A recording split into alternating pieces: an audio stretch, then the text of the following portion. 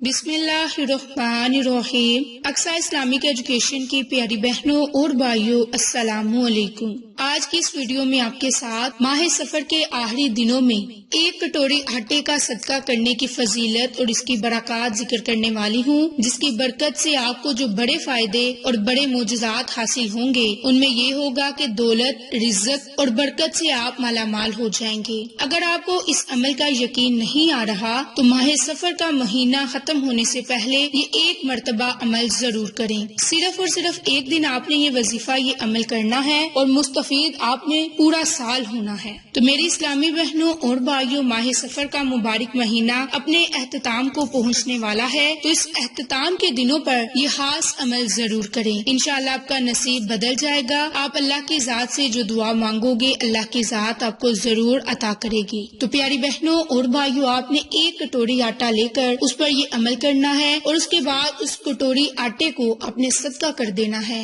اور پھر اس کے جو معجزات ہوں گے وہ آپ اپنی آنکھوں سے دیکھیں گے کہ آپ کے گھر میں رزق اور دولت کا سیلاب آ جائے گا، آپ کے اوپر رزق اور دولت کی بارش ہونے لگے گی۔ میری بہنوں اور بھائیوں، مزید معلومات حاصل کرنے سے پہلے میری آپ تمام سے گزارش ہے کہ جن لوگوں نے ابھی تک میرے چینل اقصی اسلامک ایجوکیشن کو سبسکرائب نہیں کیا، وہ نیچے موجود لال رنگ کے بٹن کو دبا دیں اور ساتھ موجود بیل آئیکن کو دبا کر آل نوٹیفیکیشن پر کلک کر دیں تاکہ میری ہر نئی آنے والی ویڈیوز کی اپڈیٹ آپ تک بآسانی پہنچ سکے۔ جزاک اللہ۔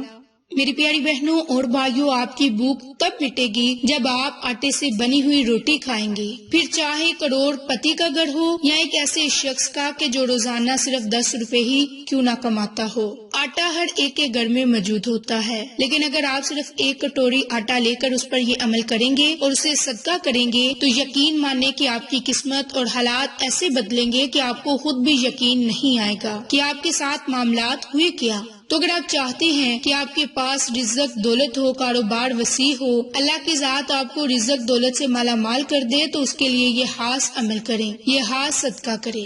تو میری اسلامی بہنوں اور بھائیوں، اس عمل کو کرنے کا طریقہ کار کیا ہے کہ آپ نے اپنے پاس 1 کٹوری آٹا لے لینا ہے اور کسی صاف جگہ پر بیٹھ جانا ہے۔ 3 مرتبہ آپ نے بسم اللہ پڑھنی ہے، اس کے بعد 11 مرتبہ آپ نے درود شریف پڑھ لینا ہے، 11 مرتبہ استغفر اللہ یا استغفار کی کوئی بھی تسبیح پڑھ لینی ہے۔ اس کے بعد آپ نے آخر میں بھی درود پاک پڑھ کر اللہ تعالیٰ کی ذات سے اپنے گناہوں پر ندام ہو کر معافی طلب کرنی ہے۔ اپنے کیے گئے گناہوں پر شرمندہ ہوتے ہوئے آپ نے اللہ تعالیٰ سے دعا کرنی ہے کہ اے میرے مالک اور مولا، ہمارے رزق میں اضافہ فرما، کیونکہ یہ ہمارے ہاتھوں کی کمائی ہے۔ جو گناہ ہوتے ہیں جو کہ ہمارے گھر میں غربت اور بے برکتی لے کر آتے ہیں اور ہماری قسمت میں لکھی ہوئی ہے، رزق اور دولت وہ ہمیں عطا فرما۔ جب آپ 11 مرتبہ استغفار پڑھ لیں، آخر میں آپ نے یا رزاقو یا رزاقو یا رزاقو 11 مرتبہ آپ نے یا رزاقو کو پڑھنا ہے۔ یا رزاقو کو پڑھنے کے بعد آپ نے 11 ہی مرتبہ اللہ الصمد، اللہ الصمد، جس کے معنی بے نیاز، یقیناً اللہ تعالیٰ کی ہی ذات ہے